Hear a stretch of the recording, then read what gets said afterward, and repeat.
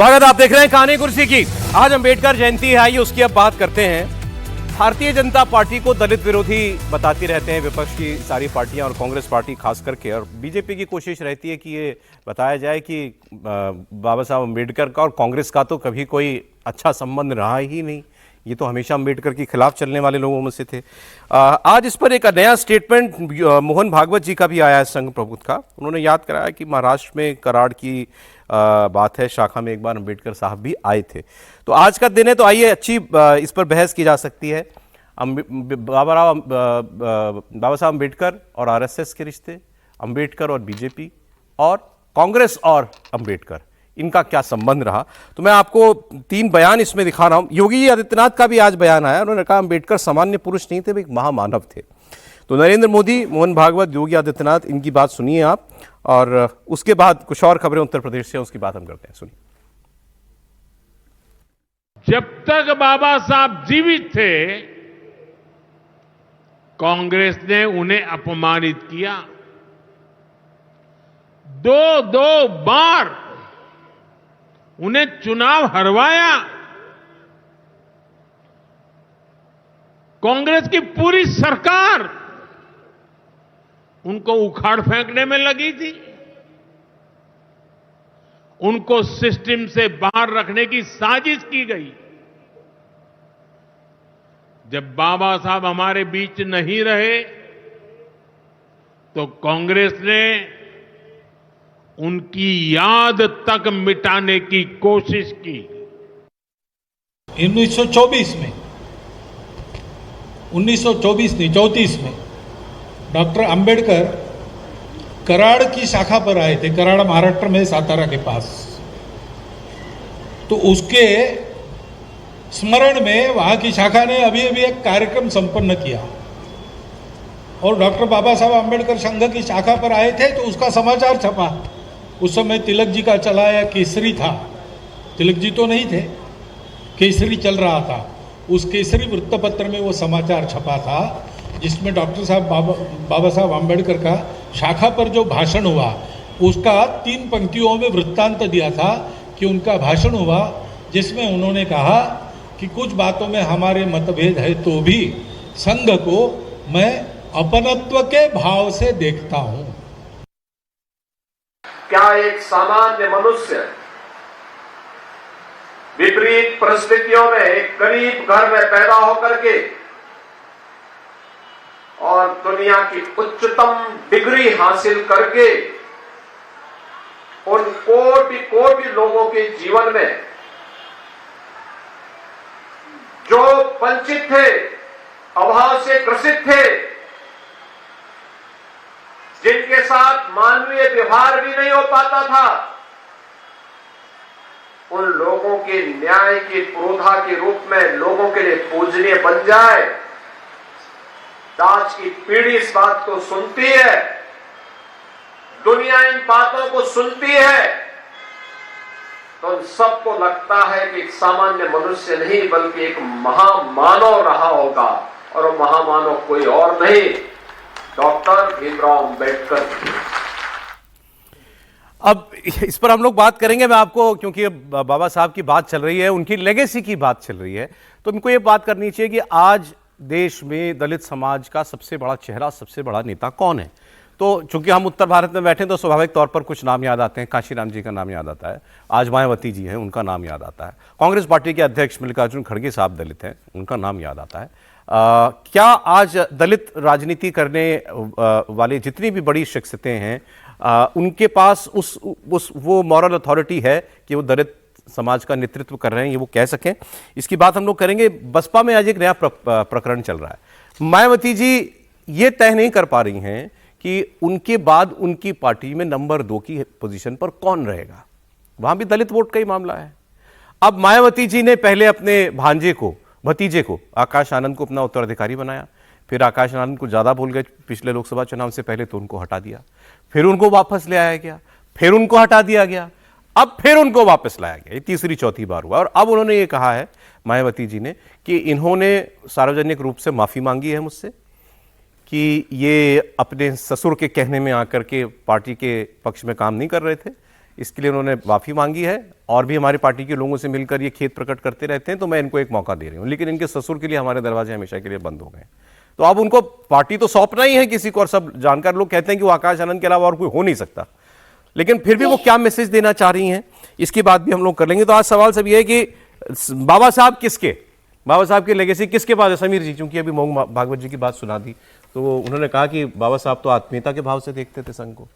बिल्कुल, और बाबा साहब तो सबके हैं, उनके विचार अगर आप देखेंगे तो सबके विचार है। और मोहन भागवत जी ने जिस कराड़ के घटना का जिक्र किया था, उस समय तो संघ के द्वितीय सरसंघचालक गुरु गोलवलकर जी उस समय थे, और ये अचानक कराड़ पहुंच गए थे। उस समय किसी कार्यक्रम में गए हुए थे, उन्हें पता पड़ा यह संघ की शाखा लग रही है, तो वो चले गए, वहाँ उन्होंने स्पीच दी। बाद में गुरु गोलवलकर जी को पता पड़ा कि बाबा साहब अम्बेडकर आए थे, उन्होंने चिट्ठी लिखी बाबा साहब अम्बेडकर को कि आप आए शाखा में, अच्छा लगा, आप समय मिले तो आप नागपुर में भी आइएगा। उसका जवाब अम्बेडकर जी ने चिट्ठी से दिया था गुरु गोलवलकर जी को, और कहा था कि संघ में मुझे जो सबसे अच्छी बात पसंद में आती है कि ये संगठन में जातिवाद नहीं है, यहाँ सभी जाति के लोग मिलकर बैठकर प्रार्थना करते हैं, मिलकर बैठकर खेलते हैं और साथ में मिलकर भोजन करते हैं। जब मैं कराड़ की इसमें गया था आपके शाखा के अंदर, तो मैंने वहाँ पूछा था कि इसमें से कितने दलित है, तो 4 बच्चों ने हाथ उठा के बताया था कि मैं दलित हूँ। और जब मैंने पूछा तो मुझे मालूम पड़ा कि ये दलित है, और मुझे वहां कहीं ऐसा नहीं लगा। बाद में उन्होंने साथ में बैठ के वहां नाश्ता किया। तो संघ जिस तरीके से सभी को साथ लेके चल रहा है, संघ की खूबसूरती है। संघ कभी अम्बेडकर विरोधी नहीं थे, संघ कभी अम्बेडकर विरोधी नहीं रहा, और अम्बेडकर भी संघ विरोधी नहीं रहा, कभी नहीं रहा। आप देखिए जिस नागपुर के अंदर संघ की स्थापना हुई है, उसी नागपुर में बाबा साहब ने हिंदू धर्म छोड़ा था, लेकिन कभी ऐसा नहीं हुआ कि बाबा साहब अम्बेडकर ने कभी संघ के खिलाफ कोई शब्द का इस्तेमाल किया हो, या संघ ने कभी बाबा साहब के खिलाफ किया हो, या नागपुर में कभी बाबा साहब के अनुयायी और संघ के स्वयंसेवकों के बीच में कभी कोई मतभेद और आरोप प्रत्यारोप का दौर चला हो। संघ के प्रति जितना बाबा साहब का सम्मान था, संघ भी उतना ही बाबा साहब का सम्मान करता है। बाबा साहब और दलित समाज, आज इनका प्रतिनिधित्व सच्चे मायनों में करने का दावा कौन कर सकता है? कांग्रेस, बीजेपी, मायावती जी जैसी पार्टियां, या कोई और नेता? विजय जी, दावा तो कोई भी कर सकता है कौन? कोई भी नहीं है, कोई नहीं। हाँ, यदि सही मायने तो। और सब लोग उनकी जो लेगेसी है उसको अपने साथ जोड़कर अपने को बड़ा करने या उसका जो फायदा है उठाने की कोशिश कर रहे हैं। कांग्रेस का जिक्र तो सारा इतिहास में है ही कि किस तरह से किया गया, अंबेडकर का विरोध कांग्रेस ने किया, उनको हराने का काम। लेकिन वो एक पॉलिटिकल वो था। ये भी सच है कि कॉन्स्टिट्यूशन कमेटी का चेयरमैन भी उन्होंने ही बनाया। कॉन्स्टिट्यूशन असेंबली में जिस तरह से उनकी वापसी हुई है वो भी नेहरू ने की है, ऐसा नहीं है कि वो भी उनकी है। और पूरे कॉन्स्टिट्यूशन का जो क्रेडिट है वो अंबेडकर को देने का काम भी कांग्रेस ने किया, नेहरू ने किया। भारतीय जनता पार्टी से ज़्यादा आरएसएस, क्योंकि भारतीय जनता पार्टी उस समय नहीं रही थी, जनसंघ था, आरएसएस था। आरएसएस की रिलेशनशिप में कोई कंट्राडिक्शन बहुत उनके साथ नहीं रहा था, लेकिन कांग्रेस, आरएसएस और अंबेडकर साथ रहे हो ऐसा कभी नहीं है।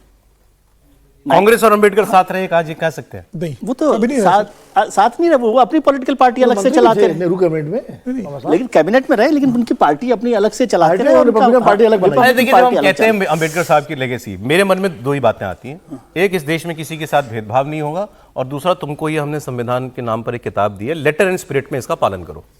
और क्या है बाबा साहब, यही है ना? नहीं, लेकिन उसमें बहुत सारी बातें ना, लेटर एंड स्पिरिट तो है, लेकिन लेटर एंड स्पिरिट में आप किस तरह से ले रहे हैं संविधान को। और इसलिए मैंने कहा कि आरएसएस अंबेडकर के खिलाफ कभी खड़ा नहीं हुआ उस तरह से, वो लगातार उनके साथ चलते रहे, नहीं चलते रहे। लेकिन बहुत सारी ऐसी बातें जो आरएसएस के लिए सहमति दिखाना मुश्किल काम। आरएसएस संगठन रूप में खड़ा नहीं हुआ, लेकिन हिंदुत्ववादी भी खिलाफ रहे। उनके जीते जी उनकी शव यात्रा निकाली गई थी बाबा साहब की। अच्छा, ये भी सही है। और मैं बहुत पुरानी बात नहीं कहूंगा, उत्तर प्रदेश में जब जब मायावती बीजेपी के समर्थन से मुख्यमंत्री बनी, जो भी उन्होंने अंबेडकर गांवों के विकास के काम किए, उसमें सबसे ज्यादा असहज भाजपा के लोग होते थे। और अंबेडकर की जो मूर्तियां लगती थी उसको उन लोगों को दिक्कत होती थी। और जब कल्याण सिंह चीफ मिनिस्टर बने और बसपा का समर्थन था, जब 6 महीने वाला प्रयोग हुआ, तो सबसे पहले दलित एक्ट को डाइल्यूट करने का काम उस सरकार ने किया था, कल्याण सिंह की सरकार ने।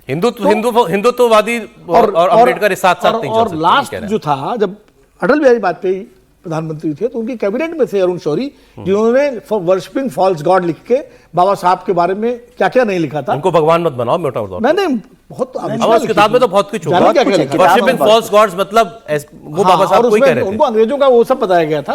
और उसके बाद उस किताब पर बैन लगाने की बात हुई, तो उस पर भारत सरकार ने मना कर दिया। बाबा साहब हिंदू कोड बिल को लेकर भी आरएसएस का इस पर चर्चा ग्राउंड हो जाए, फिर मैं आपको वो दूसरी, फिर कांशीराम जी, मुलायम सिंह वाली बात भी करनी है।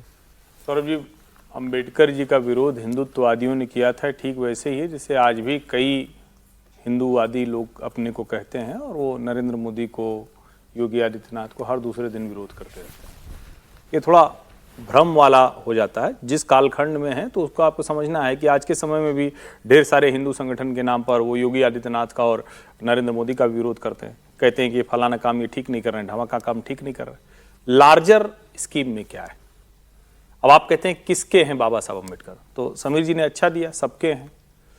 एक तो ये कि बिना किसी संकोच के हमें ये मानना चाहिए कि इस देश की ये ताकत है, ये शक्ति है कि भीमराव अंबेडकर जो ड्राफ्टिंग कमेटी के चेयरमैन थे, हम उनको क्यों कहते हैं? क्योंकि हमको लगता है कि एक मार्जिनलाइज्ड सेक्शन का व्यक्ति है, इसलिए हम उनको संविधान निर्माता कहते हैं। ये भ्रम नहीं है, ये डिबेट में कोई कंफ्यूजन नहीं होना चाहिए। वो संविधान निर्माता नहीं थे, वो भी ढेर सारे लोगों में से एक थे। राजेंद्र प्रसाद संविधान सभा के अध्यक्ष थे, ड्राफ्टिंग कमेटी को अध्यक्ष थे। ये सम्मान दिया क्यों? क्योंकि उनके जो प्रिंसिपल्स थे, उन प्रिंसिपल्स के आधार पर संविधान में बहुत कुछ साफ साफ दिखता है। अब इसके 2-3 छोटे छोटे पॉइंट में मैं उदाहरण देता हूं, बड़ा जरूरी है समझना। संघ से कैसे जुड़ता है? संघ कहता था इस भूमि पर जो भी धर्म पंथ संप्रदाय जन्मे और दूसरी जगह से जो आए, अंबेडकर भी यही कहते थे। इसीलिए हिंदू से तो गए लेकिन बौद्ध से बाहर नहीं गए। संघ कहता है पाकिस्तान बना दिया तो मुसलमानों को यहां क्या? मैं उस वक्त के संघ की बात कर रहा हूं, एकदम आपको इसीलिए पीछे ले चल रहा हूं। अंबेडकर भी कहते थे कि मुसलमानों को अब यहां क्यों भाई, कौन सा अधिकार इनको अलग से चाहिए, क्यों कॉन्स्टिट्यूएंसी इनकी अलग से बननी चाहिए, ये वो कहते थे। संघ क्या कहता था कि इस देश में जो अधिकार है वो हिंदुओं को सारे अधिकार मिलना चाहिए, इसलिए छुआछूत मिटाओ। अंबेडकर क्या कहते थे? अंबेडकर कहते थे दलितों के साथ, वंचितों के साथ भेदभाव हुआ है, हमें ये दूर करना पड़ेगा और ये हिंदू समाज की कमियां हैं। दोनों एक तरह से एक दूसरे को कॉम्प्लीमेंट करते थे। कांग्रेस और अंबेडकर एक दूसरे के खिलाफ ताउम्र रहे, पॉलिटिकल कॉन्स्टिट्यूएंसी की तरह लड़े। और आज देख लीजिए, आज भी भारतीय जनता पार्टी किसी दलित नेता, किसी कॉन्स्टिट्यूएंसी वाले से लड़ती नहीं। और मैं एक बात और आपको बताऊं, संघ में बार बार ये कहा जाता है जाति तो नहीं है, वो तो सब जानते हैं कि गांधी जी जाकर वो कहे, अंबेडकर ने कहा, और अभी अभी ताजा ले लीजिए प्रणब मुखर्जी ने जाकर कहा। ये वो लोग हैं जो संघी नहीं है, वरना कोई संघी हो जाएगा। अब इससे आगे आप कहेंगे तो क्या कहेंगे? क्या राष्ट्रीय स्वयंसेवक संघ आज के समय में जो काम कर रहा है, अंबेडकर होते तो कुछ और करते? इसका जवाब खोजिए, तब पता चलेगा बाबा साहब किसके। एक कुआं, एक श्मशान, एक मंदिर। क्या अंबेडकर जी इससे अलग कोई आंदोलन चलाते? सभी योजनाओं का लाभ उन लोगों को, अंबेडकर का क्या विचार अंबेडकर जी इससे अलग चलाते? तो आगे बढ़ा रहे हैं उनका दावा आरएसएस। नहीं, ये तो ठीक बात है। यही तो मैं कह रहा हूं कि अब जो है आरएसएस और बीजेपी दोनों ही उसको बढ़ा रही है आगे।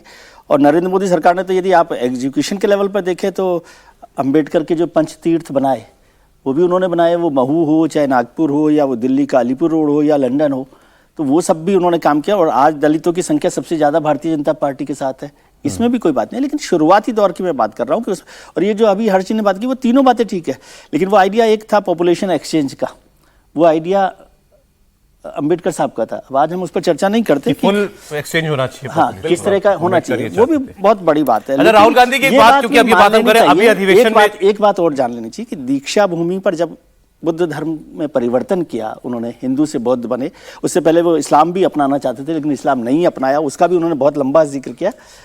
बौद्ध धर्म जब अपनाया तो 3.5 किलोमीटर का डिस्टेंस है दीक्षा भूमि और हेडगेवार स्मृति सभागार या महाल, जो भारतीय आरएसएस का ऑफिस है। किसी आरएसएस के व्यक्ति ने अंबेडकर को नहीं रोका था बौद्ध धर्म अपनाने के लिए, इस पर कोई काम नहीं। लेकिन ये नहीं है कि अब आज नहीं हो रहा। और फिर दूसरी बात मैं कहता हूं कि जो वहां पर 22 प्रतिज्ञाएं लिखी हुई हैं दीक्षा भूमि में, क्या वो आज इन ताकतों को, दक्षिणपंथी ताकतों, कांग्रेस की बात हम लोगों ने नहीं की ज्यादा, कांग्रेस को तो हमने माना ही नहीं कि विरोध में। अभी राहुल गांधी ने एक बयान दिया जिसकी चर्चा हो रही है अभी अपनी अहमदाबाद अधिवेशन में, कि अब कुछ भी हो जाए कांग्रेस पार्टी अगड़ों के द्वारा नेतृत्व में नहीं चल सकती, फॉरवर्ड नेतृत्व नहीं चल सकता कांग्रेस में अब।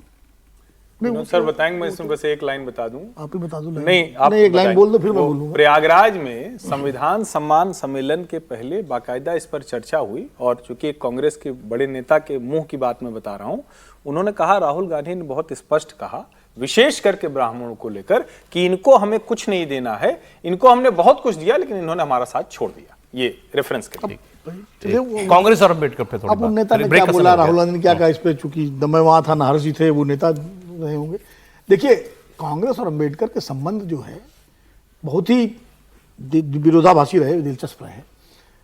ये भी विजय जी ने कहा कि संविधान सभा में भेजा, कानून मंत्री बनाया उनको, उसके बाद उन्होंने अपनी पार्टी बनाई, और उनका मतभेद नेहरू जी से किस पे हुआ था? हिंदू कोड बिल को लेकर नेहरू जी थोड़ा रुकना चाहते थे, अंबेडकर थोड़ा जल्दी लेना चाहते थे, और उसके बाद उन्होंने इस्तीफा दिया। इस्तीफा देकर जब चुनाव हुआ तो वो लड़े अपनी पार्टी से, आरपीआई से। तो तत्कालीन हिंदू महासभा ने भी उनके खिलाफ उम्मीदवार खड़ा किया था। ऐसा नहीं है कि आपने अंबेडकर को समर्थन किया था, और क्या कहते हैं, कांग्रेस ने भी खड़ा किया था। तो जब अलग पार्टी से आप लड़ते हैं तो चुनाव में तो दूसरे के खिलाफ लड़ते ही हैं। ठीक है सर। उसके बाद गठबंधन होते हैं, सारी चीजें होती हैं। तो ये जरूर है कि जो भारत रत्न अंबेडकर को 1990 में वीपी सिंह ने दिया, वो उनको बहुत पहले दिया जाना चाहिए था। कांग्रेस ने ये गलती की या जो भी का, और ये भी सही है कि आज जो सम्मान बाबा साहब अम्बेडकर को मिल रहा है, ये सम्मान उनको, अच्छा फिर 77 जनता पार्टी ने क्यों नहीं दिया सम्मान उनको, जिसमें बीजेपी भी शामिल थी, जनसंघ भी शामिल था, 89 में दिया। तो ये इतिहास में अम्बेडकर का मूल्यांकन देर से हुआ है।